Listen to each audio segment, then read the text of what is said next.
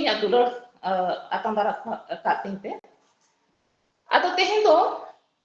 adi jasti mana bayi rora jaha met te nyel nyama jenis gini nyel nyama lo ya bana node do. Tidak se node kia ranci kia node ling hek ena hek kate no do bar serma na ori pura September kan bar serma pura telinya. Ado noa node jaha ling hek ena hek kate ling nyele node na pesen salak ge jaha te nya do experience ting ha noa ding share ya ranci tahun si putar ma bale tahe kana ranci khon do ha mana 60-70 kilometer le tahe kana jaha all India ko mena ado onte na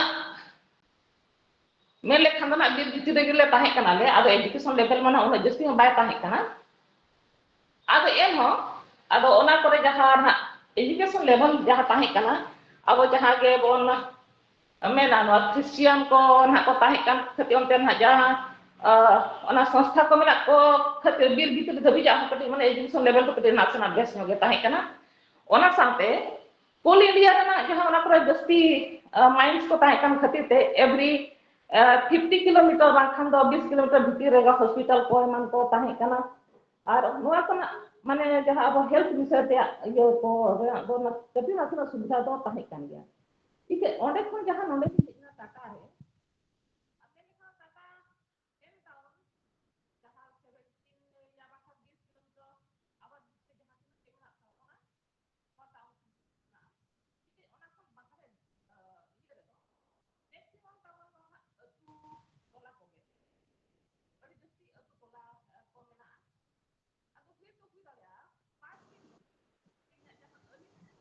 Bye aja mau kana dari.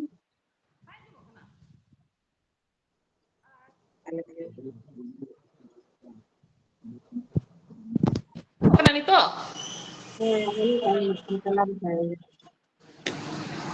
nito anjumok kana Hoy deh hoy, nito aja mau kana. anjumok kana to acha thik gya ado ono kana ari kana disturbance huyuk kana ado jaha tina gi note re hej kate li ona li compare baraya ado huyuk kana sigi nonda hui to hui dare aba education level kom ge khatir te health বিষয় te jahaya awareness te kati nasana kom nyok gya palen alinya mente don ha kira se nonde mitan case li nyelia jaha ki adi kan hor do adi jur ko botoroa ko je banga sari katha kan gya je nonde adi kan kidney disease patient adi jasti ko nyamok kana ko anjumok kan gya mai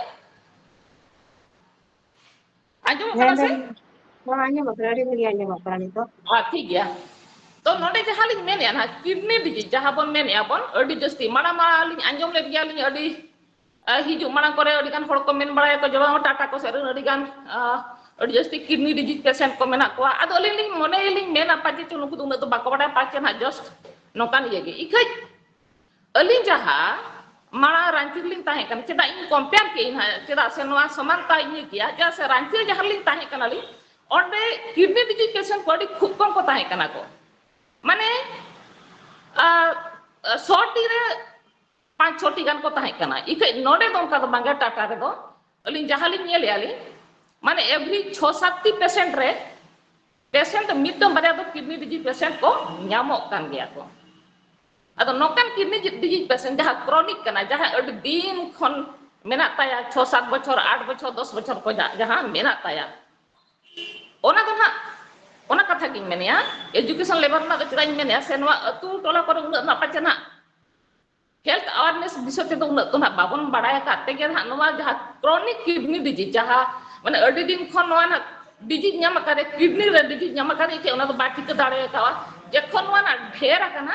tobe na kona jaha osubida ko bujhao ka tobe na hospital ko sena kana tobe na ko nyel cho kana to ona ge nyele ali ona tin menia noa Tata do every 6-7 patient re mitang barya kidney disease patient ko nyamok kan gya ko adi jasti node na percentage do kidney disease patient do adi jasti menak ko ad ona gili menia je hui to hui dare no abho tata area no kore jaha menak tabona kidney disease patient na jasti rena do adi mitang melekhan do research rena jaruri kana चेदा नवा हुयु कना जदि नवा research तबन ठिका दाड़िया एनखान चेद ना कोज कना एमान कना एनखान दो नवा ओना अंसार तेगे पेशेंट को या बांखान दो मिटन नवा मुहिम गे चालू लेनखान दो बांगे नवा कारण ते हुयु कना किडनी डिजीज से जहाना इलेनखान दो अड़ी नापाय को आदो ओना कथा के अली जहां नवा किडनी डिजीज ना जहां कारण तो हुयु कना नोका जहां आले ले बड़ा याले जे नवा टाटा ये रे नोडे में इंडस्ट्री में ना नवा जहां किडनी डिजीज जो हुयु कना हेवी मेटल्स ते जस्ती दो हुयु दा करे जहां अड़ी जस्ती बोन ᱧᱟᱢ आबोन नवा एरिया ना दा ते ñela ñu जहां को ñu बड़ा का पे मना का को ओना तो अड़ी जस्ती मेटल्स ये को मेना माने जहां लेका आयरन को एमान को नोने आर्सेनिक को मान को अड़ी दा रे अड़ी गान जिनिस जहां मेना ओना दो ओना रे गुलो कान ये जहां हड़ को बिना फिल्टर ते बाखान जाना ये कोते को ᱧᱩ ये खातिर ते नवा मिते अड़ी मारा कारण कना आर ओना हुयु कना ओना साथे जहां इंडस्ट्री में तबना टाटा नवा ये रे अड़ी जस्ती नवा हवा रे चला कना जहां अड़ी पॉल्यूशन हुयु कना ओना मिते अड़ी मारा कारण कना ओना साथे जमा करे ᱧᱩᱣᱟ करे कति नासेना ताहेन कान गया नवा मिते अड़ी गान अड़ी मारा जस्ती कारण कना ओना सलाते नवा जहां अबो बन ये याबन एनवायरनमेंट रे जहां अड़ी दिन क्या नवा बोन मेने अबन प्लास्टिक को एमान को जहां नवा दिसम रे पूरा पेरेज कना एमान कना ओना मिते अड़ी मारा कारण कना किडनी डिजीज रेना ओना साथे जमा ᱧᱩᱣᱟ जहां तीना गया बबन ये या साग सब्जी या तो फिर जो हुड़ू चावले एमान जहाना गे आदो ओना करे अड़ी बन यूज या बन फर्टिलाइजर बन यूज या पेस्टिसाइड बन यूज या माने अपन जहां बेस्ट ताहेन मेनते ओना मिते अड़ी मारा कारण कना ओना साथे अच्छा नवा को मा जहां हुइना दा रे हवा रे पेस्टिसाइड बांका फर्टिलाइजर को प्लास्टिक को एमान को नवा को मान हा मितंग सामाजिक मुद्दा ये कना आर ओना तो अब सी रेना तो बनु अंता नवा के बांचा रेना दो जहां अबवार ना बांचा ठन के ये मेना जत्तो खुया मारा दो हुयु कना अब जहां बेमार जहां बन बेमार कना एमान कना बन ओना दो हुयु कना मेन कारण हुयु कना मिते डायबिटीज और हाइपरटेंशन जहां हाई बीपी पेशेंट और ना शुगर पेशेंट जहां बन मेनिया ओना दो अब बन कंट्रोल दाड़िया नवा अड्डी मारांग जिनिस कना जहां तिना के बन ñel या बन किडनी पेशेंट बाखान डायबिटीज पेशेंट दो जत्तो के मेन टारगेट तो हुयु कना मना प्रतो तो किडनी रे हार्ट रे नवा डैमेज आए मेन ए डैमेज आ तो जदि नवा पेशेंट को जहां अतु टोला कोरेन को जहां गे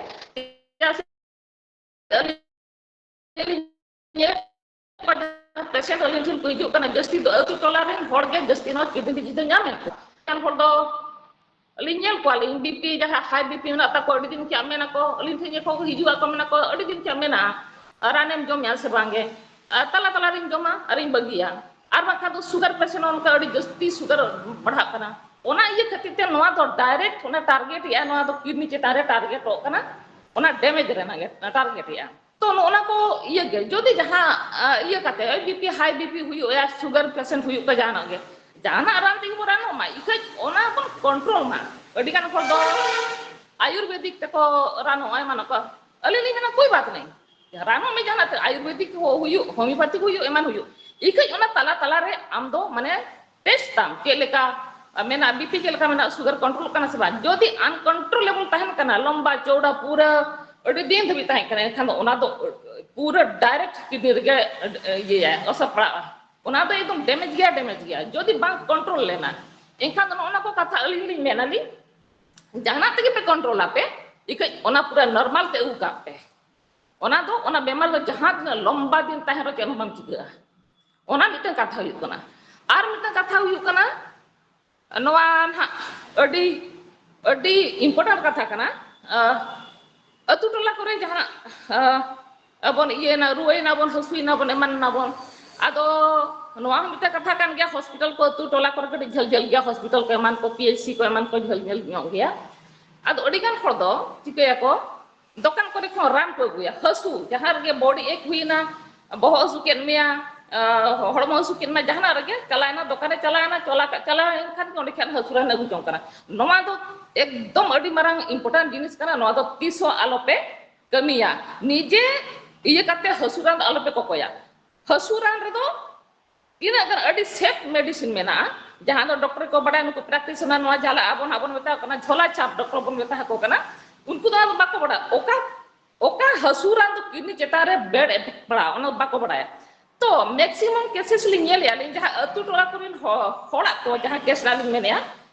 ado noa alin research kate li nyela kali जखन नुकु जहाना के हसुर नारान को गुई ona लंबा दिन ona हो हसुर ना हो अडिगान kat ये मिना मिद दिन एम जम क्या मितंगम बखा टैबलेट एम जम बारेगा लेकिन अड़ी जहाना चीज रगे माने ona हसुरान तो जहाना को गुजों कना को रान दुकान खने अगु जों कान आर बखाय दो नुकु प्रैक्टिस ना झलछा डॉक्टर ठन के ओल चो कना तो नोना अड़ी मार कारण कना ona किडनी डिजीज डैमेज रना तो ona की मेता पे कना जिंदगी रे ona आलोपे कमिया नोआ iya bakra do hasuran bakra nijete alope agu jonga keda se abu PHC every 10 kilometer 15 kilometer re PHC bakra jana gano kara hospital में नाम जहां के चिकिया kan जहां तीन के बिजी रे tahena पे hospital चला पे डॉक्टर ठन के कोई हो पे हसुरान बखन जहां के उनी आज बड़ाया नुआ हसु जेलका राजी कंट्रोल तया आर बखन चेरानी एमाय आज सेफ रे tahena ओना सलाते जहाँ किडनी डिजीज या ibang हाई बीपी बंकन शुगर नोआ अबो तीरे नोआ कंट्रोल बन दोख दाड़िया नोआ को बंचा दाड़िया बन ओनाते किडनी पे ये हाई बीपी पेशेंट हुयु या शुगर पेशेंट हुयु आर बंकन हसुर नोआ को जहाँ हसु को हसुत बन आर बन चला कते हॉस्पिटल ये प्रैक्टिस रखे क्या पे चला कते बन अगु चका नोआ तो अबो तीरे के मेना नोआ तो अबो ते बन कंट्रोल दाड़िया अबो जदी एवरी माने पे चांदो पुन चांदो भितरी रेगे जदि नुकु हाई बीपी पेशेंट या बाका डायबिटीज पेशेंट डॉक्टर को सेनोमा इन बइन में प्राइवेट रे सेनो पे पैसा खर्च करते ओना कथा तो बांगे कम से कम एटलीस्ट सरकारी हॉस्पिटल सेनो पे ओंडे आपे चेक हो चोपे बीपी तीना मेना तिया शुगर कंट्रोल करना से बा कंट्रोल करना नोमा जदि एकदम पूरा ये रे पे ताहेना सजग रे पे ताहेना एनखान नो किडनी जिस पे बचा दाड़िया आज हल्का हसुरान ओना कदापि आलोपे निजेते आलोपे किरिया आर प्रैक्टिशनर ठेन आलोपे हतावा नोआ दो आपे तो जहां कते कष्ट मष्ट कते रे हॉस्पिटल सेनो पे जहां डॉक्टर रे बडाया उनी ठेन के ट्रीटमेंट हो चोपे अच्छा साबो अडिगार रगे उरी होड़ में आबो जो तो प्राइवेट तो बाबन सेन दाड़िया इके गवर्नमेंट वाला जहां डॉक्टर मेनाया हॉस्पिटल रे मेनाया उनको तो कम से कम को बडाया ओका गान येमा खान तो सेफ रे ताहेना बेसे ताहेना हेसे तो ओना तिगे ओना तीन गान तो जिनिस तो जहां अब बन कंट्रोल दाड़े अब हाथ रे ती रे मेना तब अब तो बन कंट्रोल दाड़े इके जहां रे जहां के मेन क्या जहां का प्लास्टिक को दिसोमर के ओना ये कोना तो अब तीरमा बन ओना अब चलकार बन कंट्रोल ओना बाबन दाड़े एन हम जदि अब काटा के बई ते ओना प्लास्टिक कंट्रोल यूज रे ना कंट्रोल जदि बन अब पाटा के बन ये पचे ओना बई ते धीरे धीरे पूरे दिसम के आगे चो गचो पेस्टिसाइड जहां नवा सब्जी करे मन करे आपे निहाती पे नेला नेता सब्जी को पे किरिया मिद दिन किरिया दोसारी लोग खान के बई बई लंबा कना पेस्टिसाइड तिना को यूज या को तो नोना पेस्टिसाइड को ह यूज रना ये ते ह सब्जी करे जहां मेन या को ये या आदो नवा करे खनो चाल से अब मा नवा मा अडिगान हर दो बाहर रे गेम अब ओडा दो चास बास आबोते निजे ते दो बाबन ये दाड़े बाबन चास बास दाड़े पेस्टिसाइड को फल को फ्रूट्स को मन को अब तो बाबन ये दाड़े ओना खुना बांचा लगी ते दो आपे दो ना जहां लका सब्जी को पे अगु किया बाका फ्रूट्स को पे अगु किया बाल्टी रे ओना जॉब मना प्रथम तो रनिंग वाटर रे जहां अरुप कते बाल्टी रे पूरा बाल्टी दार पूरा सब्जी को दो इले पे जॉबे पे ओना सला के बुलू ओडे लेहो हाते कम से कम आधा घंटा 45 मिनट ओना जॉबे के तो उडु काते आ हम बेस वाटर रे जहां टेप वाटर रे ओना आ हम बेस का अरुप कते ओना तो आ ओना तो यूज पे सब्जी हुई फ्रूट्स हुई जमान हुई तो ओना को पेस्टिसाइड को नोआ को बई बईते ओना को अब बन कंट्रोल दाड़े अब किछु तो मात्रा बन कंट्रोल दाड़े अब तापरे नोआ जहां ये मेना न्यू दा को मेना जैसे ओंडे दा रे हो अडिगान मेटल्स हेवी मेटल्स नोआ ये को गुलो कते तहना जहां अब मेते बाबन नियम दाड़े